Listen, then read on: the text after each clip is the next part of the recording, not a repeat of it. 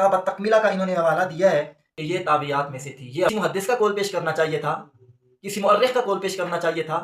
तो लुगत की किताब किसी के इस्लाम को साबित करने के लिए नहीं होती। इस कदर कमज़ोर दलील है कि इस दलील के साथ किसी का मुसलमान होना साबित नहीं किया जा सकता। फिर तो कोई काफिर रहता ही नहीं है। अगर कोई काफिर रसूलुल्लाह की हदीस बयान कर दे तो क्या वो हदीस बयान करने से मुसलमान हो जाएगा? मेरे जो चचा का बेटा है वो मेरे लिए इस मोटे पेट वाले से ज्यादा बेहतर है और ज्यादा महबूब है, मुझे ज्यादा पसंद है। ये शेर अबू अल फिदा की अल मुख्तसर फी अखबार अल बशर के अंदर मौजूद है, जिल्द नंबर 1 सफ़ा नंबर 192 193 के ऊपर। इब्न जौज़ी की मराआतुज़ ज़मान तारीख़ इस्लाम जिल्द नंबर 8 सफ़ा नंबर 98 के ऊपर मौजूद है। और इसी तरह इब्न जौज़ी की किताब अल मुंतज़म फी तवारीख़ अल मुलूक वल उमम जिल्द नंबर 5 सफ़ा नंबर 322 के ऊपर ये अशआर और इसकी तलाक का वाक़या मौजूद है। तारीख़ दमिश्क इब्न असाकिर की जिल्द नंबर 70 सफ़ा नंबर 133 के ऊपर मौजूद है। वस्सलातु वस्सलामु अला रसूलिल्लाह। मुअज़्ज़ज़ नाज़रीन किराम, आज की वीडियो में हम बात करेंगे कि यजीद की माँ कौन थी। सबसे पहले तो जो लोग दलाइल देते हैं यजीद की माँ के ताबेइया होने के और उसके मुसलमान होने के, उनके दलाइल का मैं तजज़िया करूँगा और उनके दलाइल का क्या तजज़िया है, क्या जवाब है, ये बयान करूँगा। और उसके बाद फिर मुहक्किकीन मुअर्रिखीन ने और आले सुन्नत की कुतुब मशहूरा में, कुतुब मुतबर्रा में इसके बारे में क्या राय है, यजीद की माँ के बारे में क्या लिखा गया है, ये तमाम अहवाल में बयान करूँगा। मुस्तनद तरीन कुतुब के अंदर जो यजीद की माँ के हवाले से कलाम किया गया है वो बयान करूँगा। तो यजीद की जो माँ थी इसका नाम मैसून बिनते बहदल था और इस पर मुअर्रिखीन का इत्तिफाक है। जब जनाब अमीर मुआविया ने इसके साथ निकाह किया तो उस वक्त ये नसरानी थी और नसरानी कबीले के साथ बदवी औरत थी। तो ये यानी सहरा के अंदर खाना बदोश जिन्हें कहते हैं उस कबीले के साथ इसका ताल्लुक़ था। तो बाद में बाद लोगों को ये मुगालता हुआ है कि ये बाद में इस्लाम ले आई थी, लेकिन हकीकत हाल ये है कि इसके इस्लाम लाने के ऊपर कोई भी दलील ऐसी मौजूद नहीं है कि जिससे सही तरीके के साथ ये साबित हो सकता हो कि ये इस्लाम ले आई थी। मुअर्रिखीन ने कुतुब तारीख़ के अंदर इसके इस्लाम के हवाले से कोई गुफ्तगू नहीं की कि इसने इस्लाम लाया था, और कोई भी ऐसी रिवायत नहीं मिलती कि जिसमें यह वाज़े लिखा हुआ हो कि इसने इस्लाम कबूल कर लिया था। कुतुब रिजाल में तो अक्सरियत के साथ ज़िक्र मिलता ही नहीं है, तारीख़ की किताबों में मिलता है। और अगर कुतुब रिजाल में कहीं किया भी गया है तज़किरा तो सिर्फ बतौर तारुफ़ के किया गया है कि ये यजीद की माँ थी और अमीर मुआविया की बीवी थी, बस। इसके अलावा वहाँ पे मज़ीद इसके इस्लाम के हवाले से कोई गुफ्तगू नहीं की गई। बहरहाल जो लोग दलाइल देते हैं कि वो इस्लाम लाई थी, उनके दलाइल सबसे पहले देखते हैं कि क्या है। मेरे सामने फतवा मौजूद है, दावत इस्लामी वालों का ये फतवा है। इन्होंने ये कहा है कि मैसून बिनत बहदल मुसलमान थी और इसके ऊपर इन्होंने दलील दी है अतकमिला व ज़ैन लिस्सगानी की। इमाम सगानी जिनका सन वफ़ात 650 हिजरी है, उनकी किताब तकमिला का इन्होंने हवाला दिया है कि उन्होंने लिखा है व मैसून उम्म यजीद बिन मुआविया मिन ताबियात, कि ये ताबियात में से थी, ये हवाला दिया है। तो ये जो अतकमिला ये किताब है, ये किताब लुगत की किताब है। तो आप इसकी दलील के बोगस होने का अंदाज़ा लगाएं। अगर तो मैसून बिनते बहदल मुसलमान थी और यजीद की माँ ये अगर मुसलमान थी तो फिर आपको इसके हवाले से किसी मुहद्दिस का कौल पेश करना चाहिए था, किसी मुअर्रिख का कौल पेश करना चाहिए था। आप यहीं से अंदाज़ा लगा लें कि ये बात इसके इस्लाम की इस कदर कमज़ोर है कि ये एक लुगत के इमाम का हवाला दे रही है। तो लुगत की किताब किसी के इस्लाम को साबित करने के लिए नहीं होती बुनियादी तौर के ऊपर, और लुगत की किताब से किसी का ताबी होना या सहाबी होना साबित नहीं किया जा सकता। लुगत की किताब का असल मकसद लुग़वी तहकीकात करना होता है। लुगत की किताबों का ये मकसद नहीं होता कि वो किसी का इस्लाम साबित करें, और लुगत की किताब से किसी को मुसलमान या काफिर साबित नहीं किया जा सकता। तो इसलिए अगर तो इसके मुसलमान होने पे दलाइल मौजूद होते تو ان کو لغت کی کتاب کی طرف رجوع نہ کرنا پڑتا. یہ لغت کی کتاب میں لکھا گیا ہے کہ وہ تابعیات میں سے تھی. اب پتہ نہیں ہے کہ انہوں نے کہاں سے نقل کیا ہے، اور یہ بات اتنی کمزور ہے کہ کسی محدث نے، کسی مورخ نے یہ نہیں لکھا کہ وہ تابعیات میں سے تھی. یہ میں آگے چل کے ثابت کروں گا کہ مورخین اور محدثین کرام کی اس کے بارے میں رائے کیا ہے، اور محدثین اور مورخین نے لکھا ہوا کیا ہے. یہ میں آگے چل کے بیان کروں گا. اور دوسری جو دلیل انہوں نے دی ہے، امام ابن حجر اسقلانی رحمۃ اللہ تعالیٰ علیہ، ان کی کتاب تفسیر المتنبع، اس کتاب کا انہوں نے حوالہ دیا ہے کہ اس کتاب کے اندر لکھا ہوا ہے روت عن معاویہ، کہ محسون بنت بہدل نے امیر معاویہ سے روایت لی ہے. یہ اس کے مسلمان ہونے کی دلیل بنائی ہے. یہ کس قدر کمزور دلیل ہے کہ اس دلیل کے ساتھ کسی کا مسلمان ہونا ثابت نہیں کیا جا سکتا. اس کی وجہ یہ ہے کہ یہ جو دلیل ہے یہ اتنی کمزور ہے، اتنی کمزور ہے کہ یہ تاریخ اسلام کو مسخ کرنے والی بات ہے. کسی کے مسلمان ہونے کو آپ اس طرح سے ثابت کر رہے ہیں کہ اس نے چونکہ روایت کی ہے نبی علیہ السلام سے، یا اس نے کوئی حدیث کہیں بیان کر دی ہے، تو وہ اس حدیث کے بیان کرنے کی وجہ سے وہ مسلمان ہے. تو پھر تو کتنے ہی ایسے لوگ ہیں جن کے اوپر آپ کفر کا الزام لگاتے ہیں، تو پھر وہ سارے بھی مسلمان ثابت ہو جائیں گے. پھر تو کوئی کافر رہتا ہی نہیں ہے. اگر کوئی کافر رسول اللہ کی حدیث بیان کر دے تو کیا وہ حدیث بیان کرنے سے مسلمان ہو جائے گا؟ اور اس طرح سے یہ اتنی گھنونی بات ہے کہ اس نے اگر روایت کی ہے تو وہ مسلمان ہے. یعنی جو بھی روایت کرے، یا کسی کے بارے میں کوئی کہہ دے، کوئی محدث کہہ دے کہ اس نے روایت کی ہے، یا اس کی روایت کو کوئی ذکر کر دے، تو یہ بات بالکل قابل قبول نہیں ہے کہ اس کی روایت کرنے کی وجہ سے وہ مسلمان ہوگی. اس کی وجہ یہ ہے کہ بہت سارے ائمہ حدیث نے رافضیوں سے، خارجیوں سے روایات لی ہیں، اور کتب ستہ کے اندر اور معتبر حدیث کی کتابوں کے اندر ان کی روایات موجود ہے جن کو امت کافر کہتی ہے. تو صرف اگر رسول اللہ سے حدیث بیان کرنے کی وجہ سے کوئی مسلمان ہوتا تو پھر وہ خارجی بھی مسلمان ہوتے. یہاں تک کہ حضرت ابوبکر صدیق نے جن مرتدین کے خلاف، مانعین زکوٰۃ کے خلاف آپ نے قتال کیا تھا لشکر بھیج کے، تو پھر تو وہ بھی صرف زکوٰۃ دینے سے انکاری تھے، باقی تو وہ بھی قرآن و حدیث کو مانتے تھے اور وہ بھی حدیثیں بیان کرنے والے تھے. تو پھر وہ سارے بھی مسلمان ہو جائیں گے. پھر جن خارجیوں کا مولا علی نے قتل کیا ہے وہ بھی مسلمان ہو جائیں گے. وہ بھی قرآن پڑھنے والے تھے، قرآن کے قاری تھے، حدیثیں بھی بیان کرتے تھے. تو حالانکہ وہ کافر ہیں اور ان کے کفر کے اوپر ساری امت متفق ہے، وہ بھی قرآن و حدیث بیان کرتے تھے. اگر صرف حدیث بیان کرنے کی وجہ سے یا کہیں پہ کسی خارجی کی روایت آ جائے تو کیا وہ مسلمان ہو جائے گا؟ پھر تو کوئی کافر باقی بچتا ہی نہیں ہے. تو اس لیے یہ دلیل بھی درست نہیں ہے. اور دوسرا، اس عورت نے کون سی روایت کی ہے یہ بھی میں آپ کو بتاتا چلوں کہ وہ روایت کسی معتبر حدیث کی کتابوں میں نہیں ہے کہ جو اس نے روایت کی ہے. امام ابن حساکر نے تاریخ دمشق کے اندر اس کی اس روایت کو نقل کیا ہے، اور آپ نے فرمایا ہے کہ حدیثہ محمد بن نوح الجندی صابوری، کہ اس کی روایت کو محمد بن نوح نے روایت کیا ہے.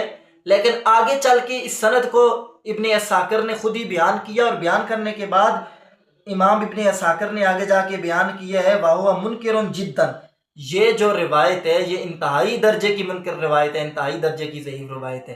تو خود ابن اساکر نے اس روایت کو ضعیف قرار دے دی ہے اور انتہائی درجے کی ضعیف اور منکر روایت قرار دے دی ہے. تو اگر روایت صحیح بھی ہو پھر بھی اس کا مسلمان ہونا ثابت نہیں ہوتا کسی حدیث کو بیان کرنے والے کا کہ وہ صرف حدیث بیان کرنے کی وجہ سے مسلمان ہوگا. تو یہاں تو یہ روایت ہے ہی ضعیف ہے، تو ضعیف روایت بیان کرنے کی وجہ سے، اور دوسرا یہ روایت تاریخ کی کتاب میں نقل کی گئی ہے، یہ کسی حدیث کی کتاب میں، معتبر حدیث کی کتابوں میں بھی نہیں ہے. یہ اعتراض کرتے ہیں کہ جی دیکھیں جی اگر وہ نصرانیہ تھی تو کیا کسی نصرانی یا عیسائی عورت سے حدیث لی جا سکتی ہے، نصرانی یا عیسائی سے؟ تو بالکل تاریخ کے اندر تو نصرانیوں سے، عیسائیوں سے بھی روایات موجود ہیں. کتنے ہی صحابہ کرام ایسے ہیں کہ جن کی زمانہ عیسائیت کی زندگی کے بارے میں روایات موجود ہیں، اور حضور اکرم صلی اللہ علیہ وسلم کی پیشن گوئیاں ان صحابہ کرام کی موجود ہیں، حضور کے فضائل میں انہیں بیان کیا جاتا ہے. تو تاریخ جس طرح حضرت عبداللہ بن سلام، حضرت کعب الاخبار ہو گئے، ان لوگوں کی روایات بالکل تاریخ کے اندر موجود ہیں. تو تاریخ کی کتاب میں کسی روایت کا آ جانا اس کے راوی کے مکمل طور کے اوپر، مسلمان ہونے کے اوپر دال نہیں ہوتا جب تک کہ اس کا اسلام صحیح طریقے کے ساتھ ثابت نہ ہو، اور یہ ثابت نہ ہو کہ اس نے کلمہ پڑھے ہیں. اور مورخین اور محدثین کرام نے کتب رجال کے اندر آپ کو اس عورت کا تذکرہ ہی نہیں ملے گا. اگر یہ واقعتاً تابعیات میں سے تھی، تابعیہ تھی، اور اگر واقعتاً یہ حدیث کی روات میں سے تھی تو پھر اس کا تذکرہ حدیث کے جو ائمہ کرام ہیں انہوں نے کتب رجال کے اندر اور روات الحدیث کے اندر اس کا تذکرہ کیوں نہیں کیا گیا ہے؟ تو اس کا تذکرہ وہاں پہ آپ کو بطور تعارف کے مل جائے گا کہ یہ میرے معاویہ کی بیوی تھی، بس اس کے علاوہ اس کا تذکرہ نہیں ہے۔ اور اب آگے چلتے ہیں، جو اگلی دلیل دی جاتی ہے وہ یہ دی جاتی ہے کہ ابن کثیر نے لکھا ہے کہ وہ دیندار عورت تھی۔ اب ابن کثیر کی آپ عبارت ملاحظہ کریں، البدایہ والنہایہ کے اندر ابن کثیر نے لکھا ہے وَكَانَتْ حَازِمَةٌ عَظِیمَةُ الشَّانِ جَمَالًا وَرِیَاسَةً وَعَقْلًا وَدِینًا۔ یہ روایت ہے کہ یہ جو عورت تھی یہ دور اندیش تھی اور بڑی شان والی تھی، بطور جمال کے یعنی حسن و جمال میں بہت زیادہ حسین تھی، اور ریاست کے اعتبار میں اور عقل کے اعتبار میں بڑی شان رکھنے والی تھی، اور دین کے اعتبار سے بھی بڑی شان رکھنے والی تھی، یعنی دین کے اعتبار سے بڑی پکی دیانتدار تھی۔ تو یہاں پہ اسلام کا لفظ استعمال نہیں کیا کہ مسلمان تھی پکی، یہ کہا کہ دیندار تھی۔ تو نصرانی بھی چونکہ مذہب ہے، عیسائی بھی دین ہے، تو اپنے دین پہ پکی تھی۔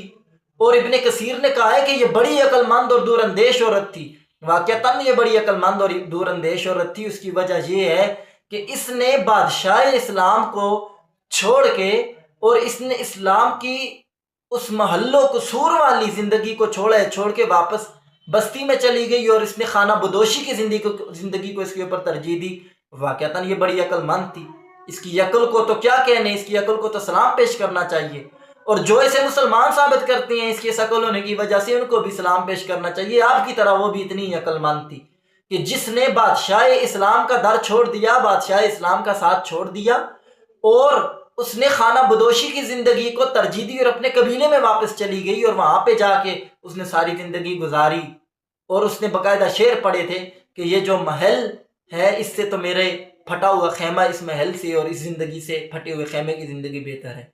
تو بہرحال اس کی عقل کا یہ عالم تھا۔ تو ابن کثیر نے بالکل ٹھیک کہا، یہ بڑی عقل مند عورت تھی اور بڑی دیندار بھی تھی، کیونکہ اس نے اسلام کے مذہب کو اختیار کرنے کی بجائے جا کے یہ دوبارہ اپنے آل و عیال میں رہنے لگی اور عیسائیوں کے ساتھ یہ جا کے رہنے لگی، اور اس نے خانہ بدوشی کی زندگی کو ترجیح دی ہے۔ تو اس کی عقل اور اس کے دین کا کیا کہنے؟ تو یہ بات تو ابن کثیر کی یہیں پہ ہی ختم ہو جاتی ہے، اور اگر دین سے مراد اسلام لیا بھی جائے تو یہ بات درست نہیں ہے، کیونکہ دوسرے طریق سے یہ بالکل ثابت ہے، مورخین نے کسی نے بھی نہیں لکھا کہ وہ اسلام لے کے آئی ہوئی تھی۔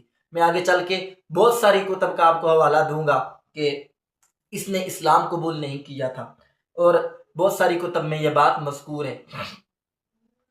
اب جو اگلی دلیل دیتے ہیں وہ یہ دیتے ہیں کہ ایک روایت ابن کثیر نے اس روایت کو نقل کی ہے کہ جناب معاویہ اس کے پاس داخل ہوئے، ان کے ساتھ ایک خسی غلام تھا، تو اس نے پردہ کیا، تو انہوں نے کہا کہ یہ خسی ہے، اس سے پردہ نہ کرو۔ تو اس نے آگے سے جواب دیا کہ اللہ نے جس چیز کو حرام کیا ہے وہ حرام ہی ہے۔ تو یعنی یہ جو روایت ہے اس روایت سے ثابت کرتے ہیں کہ یہ مسلمان تھی اس لیے اس نے پردہ کیا۔ تو ضروری نہیں ہے کہ مسلمان ہی پردہ کریں، عیسائی بھی پردہ کرتے ہیں۔ اور دوسرا، یہ اس کے اسلام کے اوپر دلیل بن نہیں سکتی، اور یہ روایت خود ہی کمزور ہے۔ اس کی وجہ یہ ہے کہ اگر اس روایت کو آپ صحیح مانتے ہیں، اور اگر آپ اس روایت کی بدولت یزید کی ماں کو محسون بنت بہدل کو تو آپ مسلمان اور پکی حیادار عورت ثابت کرتے ہیں، مسلمان ثابت کرتے ہیں، تو جناب امیر معاویہ کے بارے میں پھر آپ کیا کہیں گے کہ جو اس کو کہہ رہے ہیں کہ تم پردہ نہ کرو؟ تو اگر اس روایت سے اس کا اسلام ثابت ہوتا ہے، حیادار ہونا ثابت ہوتا ہے، تو پھر جناب امیر معاویہ کے بارے میں کیا ثابت ہوتا ہے اسی روایت سے؟ تو اس لیے بالکل بھی یہ جو روایت ہے یہ درست نہیں ہے، اور اس روایت سے استدلال نہیں کیا جا سکتا، کیونکہ اس روایت کی وجہ سے جناب امیر معاویہ کے اوپر تان لازم آتا ہے، اس لیے اس روایت سے استدلال کرنا یہ درست ہے ہی نہیں ہے۔ تو بس یہی کچھ دلائل ہیں جو ذکر کیے جاتے ہیں اس کے اسلام کے بارے میں، باقی کسی حدیث کی کتاب میں، کسی تاریخ کی کتاب میں واضح الفاظ، واضح تو کیا کوئی ضعیف روایت بھی موجود نہیں ہے، بس انہی چیزوں سے استدلال کیا جاتا ہے۔ لغت کی کتاب اٹھا لیجیے، اور اسی طرح ایک دو یہ باتیں جو میں نے ذکر کر دی ہیں تو ان سے استدلال کیا گیا ہے کہ وہ مسلمان ہے، تو بہرحال یہ استدلال درست نہیں ہے۔ اب آتے ہیں اس طرف کہ یہ کیسی عورت تھی، اور یہ جو عورت تھی اس عورت کو جناب امیر معاویہ نے طلاق دے دی تھی، اور یہ یزید کو ساتھ لے کے اپنے اہل و عیال میں واپس چلی گئی تھی، اور وہاں پہ اس نے ساری زندگی گزاری، یہاں تک کہ مورخین نے یہاں تک لکھا ہے کہ جب جناب امیر معاویہ فوت ہوئے تو تب بھی یزید وہاں پہ موجود نہیں تھا، ان کی فوتگی کی اسے خبر دی گئی تو پھر وہ آ کے حاکم بنا ہے۔ یہ مورخین نے لکھا ہے، اور یہ کون کون سی کتابوں کے اندر موجود ہے میں آپ کو ان کا حوالہ بھی دوں گا۔ امام ذہبی کی تاریخ اسلام ہے، اور اس کی جلد نمبر 5 ہے، صفحہ نمبر اس کا 271 ہے۔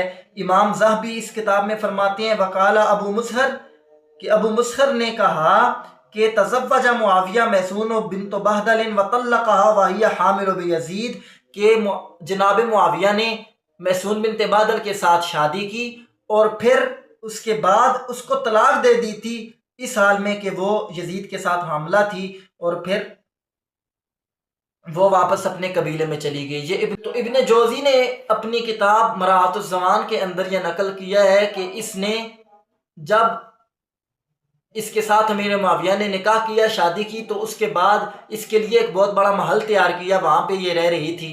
تو اس نے ایک دن شعر پڑھے لَلُبْسُ إِبَاءَةٍ وَتَقَرُّ عَيْنِي أَحَبُّ إِلَيَّ مِن لُبْسِ الشُّفُوفِ وَبَيْتٌ تَحَفُّقُ الْأَرْيَاحُ فِيهِ أَحَبُّ إِلَيَّ مِن قَصْرٍ مُنِيفٍ۔ اس نے یہ کہا، یہ شعر پڑھے اس نے کہ جن کا ترجمہ یہ ہے کہ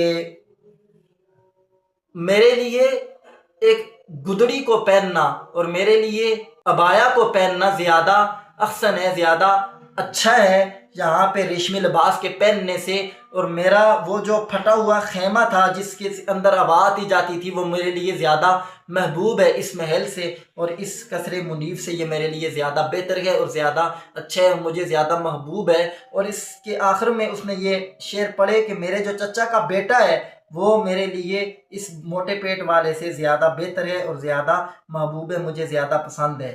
معاویہ نے جب اس کے یہ شعر سنے تو انہوں نے ان شعروں کی وجہ سے اس کو طلاق دے دی، اور ابن جوزی نے لکھا ہے کہ یہ جو طلاق تھی یہ یزید کے پیدا ہونے کے بعد دی گئی، لیکن وہ یزید کو لے کے پھر اپنے اہل و عیال میں واپس چلی گئی اور اپنے عیسائیوں کے پاس وہ واپس چلی گئی، اور وہاں پہ جا کے اس نے دوبارہ خانہ بدوشی کی زندگی گزارنی شروع کر دی۔ تو یہی جو شعر ہیں، یہ شعر ابو الفدا کی المختصر فی اخبار البشر کے اندر موجود ہیں، جلد نمبر 1 صفحہ نمبر 192 193 کے اوپر۔ ابن جوزی کی مراحت الزمان تاریخ اسلام جلد نمبر 8 صفحہ نمبر 98 کے اوپر موجود ہیں، اور اسی طرح ابن جوزی کی کتاب المنتظم فی تواریخ الملوک والامم جلد نمبر 5 صفحہ نمبر 322 کے اوپر یہ اشعار اور اس کی طلاق کا واقعہ موجود ہے۔ تاریخ دمشق ابن عساکر کی جلد نمبر 70 صفحہ نمبر 133 کے اوپر موجود ہے، اور یہ رقم المسلسل یعنی حدیث نمبر 9431 کے تحت ہے۔ اور اسی طرح انصاب الاشراف امام بلازری کی، اس کی جلد نمبر 5 صفحہ نمبر 157 کے اوپر موجود ہے، اور اسی طرح ابن عساکر کی جلد نمبر 65 میں بھی یہ روایت موجود ہے، اور اسی طرح ابن اسیر کی الکامل فی تاریخ کے اندر بھی یہ روایت موجود ہے، اور امام ذہبی کی سیر و اعلام النبلاء کے اندر بھی یہ واقعہ اور یہ اشعار موجود ہیں۔ اور یہ اشعار اتنے مشہور ہیں کہ عرب کے ادب کی تمام تر کتابوں میں یہ اشعار موجود ہیں، یہاں تک کہ دیوان حماسہ کی شرح کے اندر بھی یہ اشعار موجود ہے، جو کہ مدارس کے اندر یہ کتاب پڑھائی جاتی ہے دیوان حماسہ، اس کی شرح میں بھی یہ اشعار موجود ہیں۔ اور اسی طرح یہ تاریخ العرب قبل الاسلام ڈاکٹر جواد علی کی جلد نمبر 1 اس میں بھی یہ واقعہ موجود ہے، اور اسی طرح لوحات نے بھی اس کے ان اشعار کو بہت سارے نامیوں نے بھی ذکر کیا ہے۔ مثال کے طور پہ علامہ عینی نے المقاصد النحویہ کے اندر ان اشعار کو ذکر کیا ہے۔ تو یہ اتنے مشہور اس کے یہ اشعار ہیں اور یہ واقعہ اتنا مشہور ہے۔ تو اب یعنی یہ تقریباً 10 سے زائد کتب ہیں تاریخ کی کہ جن کے اندر اس کے بارے میں لکھا گیا ہے کہ اس کو طلاق ہو گئی تھی، اور طلاق کے بعد یہ واپس چلی گئی تھی اور یزید کو ساتھ لے کے واپس چلی گئی تھی، اور یزید وہیں پہ پلا بڑا اور وہیں پہ یزید نے زندگی گزاری۔ یہاں تک کہ امام ذہبی نے سیر و اعلام النبلاء کے اندر یہ لکھا ہے، اور انہوں نے اس روایت کو صحیح قرار دیا کہ یزید جب جناب معاویہ فوت ہوئے تو اس وقت یزید جو تھا وہ اپنے بین اخوالی، وہ اپنے ماموں کے پاس موجود تھا، وہ عیسائیوں کے پاس موجود تھا۔ تو اسی طرح سے ابن جوزی نے کہا ہے کہ یہ بات صحیح ہے کہ وہ یزید اس وقت وہاں پہ موجود نہیں تھا، اور وہ اپنے ماموں کے پاس اپنے ننیال میں موجود تھا جب امیر معاویہ فوت ہوئے۔ اور یہ جو روایت ہے کہ امیر معاویہ کی فوتگی کے بعد یزید کو اپنے پاس بلایا تھا، اس کو انہوں نے کہا ہے کہ یہ روایت درست نہیں ہے اور یہ روایت صحیح نہیں ہے۔ اس کے اوپر ابن جوزی نے کلام کیا ہے اور انہوں نے اسی روایت کو صحیح قرار دیا ہے کہ یزید اس وقت وہاں پہ موجود نہیں تھا۔ تو یہ اتنے ائمہ مورخین ہیں کہ جو یہ کہتے ہیں کہ یہ عورت واپس چلی گئی تھی اور اس عورت کو طلاق ہو گئی تھی اور یزید کا نلیال عیسائی تھا اور اس نے عیسائیوں کے اندر زندگی گزاری ہے اور وہ تب واپس آیا جب امیر معاویہ فوت ہو گئے تھے. تو یہ مورخین کرام نے لکھا ہے. اور اس عورت کے اسلام لانے کے اوپر کوئی صحیح روایت موجود ہے ہی نہیں ہے. صحیح تو کیا کوئی ضعیف روایت بھی موجود نہیں ہے کہ جس میں اس کے اسلام کا ذکر ہو. صرف جو روایات میں نے آپ کو سامنے ان روایات کی تہذیب بیان کر دی ہے، لغت کی ایک کتاب سے انہوں نے حوالہ تلاش کی ہے. تو اپنی عقل کو ہاتھ مارنا چاہیے. تو اگرچہ یہ مسلمان ہو بھی گئی ہو، پھر بھی بات تو یہی ہے کہ یہ واپس عیسائیوں میں چلی گئی تھی. اگرچہ مسلمان بھی تھی تو پھر عیسائیوں میں کیا کرنے گئی تھی واپس. اور دوسرا، یہ مورخین کرام نے اپنی کتابوں میں لکھا ہوا ہے کہ یزید عیسائیوں کے اندر پلا بڑھا ہے اور اس کی پرورش اور تربیت وہاں پہ ہوئی ہے، عیسائیوں میں ہوئی ہے. تبھی تو پھر یہ سارے مسائل جو بعد میں بنے ہیں یہ پیدا ہوئے ہیں. تبھی تو امام علی مقام نے یزید کو قبول نہیں کیا اور اس کے خلاف آپ نے خروج کیا ہے. تو یہ بالکل ثابت شدہ ایک مسلمہ حقیقت ہے. اس لیے یہ لوگ جو اہل بیت کے بغض میں آ کے اہل بیت کے بارے میں یہ صحیح روایات کو بھی قبول نہیں کرتے، ضعیف تو ضعیف ہیں. اور یہاں پہ انہوں نے ایک لغت کے امام کی ایک چھوٹی سی بات کو پتہ ہی نہیں ہے کہاں سے نقل کیا گیا، اس کو اٹھا کے یہ اسلام کے اوپر دلیلیں دے رہے ہیں اور پوری تاریخ اسلام کو یہ بات مسخ کرنے کے مترادف ہے. تو اس لیے اپنی عقل کو ہاتھ مارنا چاہیے. اللہ تبارک و تعالیٰ میں ہدایت عطا فرمائے اور سمجھنے کی توفیق عطا فرمائے. وما علی الا البلاغ.